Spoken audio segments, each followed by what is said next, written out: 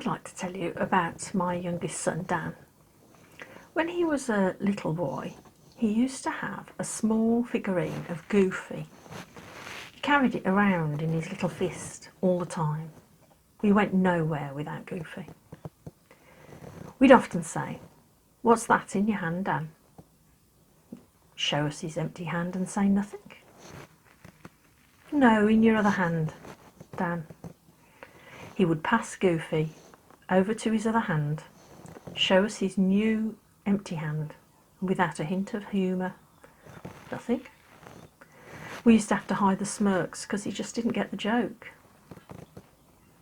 This week I've been reading about Moses going to see Pharaoh about the treatment of the Israelites.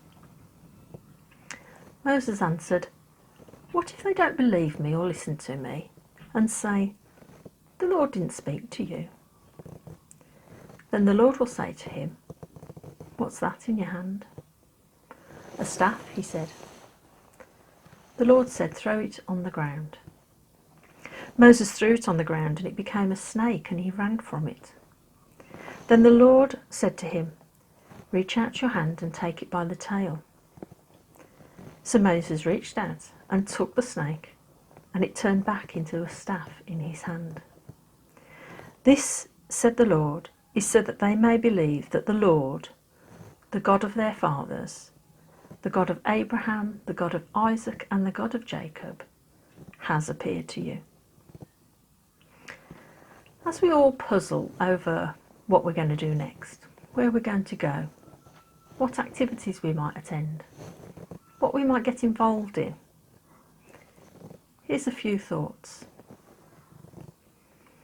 What are we carrying that we don't realise? What do we have in our hands that we could use for God? Our knowledge, our talents, our possessions? We quite easily see the abilities and the gifts in other people and we encourage them to use them. But we sometimes struggle to see that in ourselves. What are we holding on to that we don't need? And if we put it down, God might use it differently. Might use it with somebody else. Or we could pick it up a little more lightly. Are we reluctant to grab something by the tail in case it bites us, metaphorically? Sometimes I think Dan was unaware that he had Goofy in his hand because he would try and pick something else up and struggle. And we'd have to say, "Put that down, now pick that up." Are there things that we need to put down in order to pick something else up? Are there things that are hindering us from picking things up?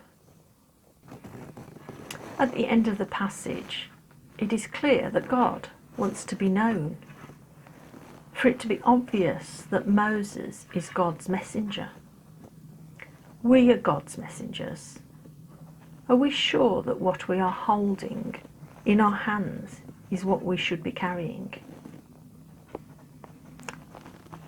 A quote from Martin Luther: "I have held many things in my hands and have lost them all. But whatever I have placed in God's hands, that I still possess."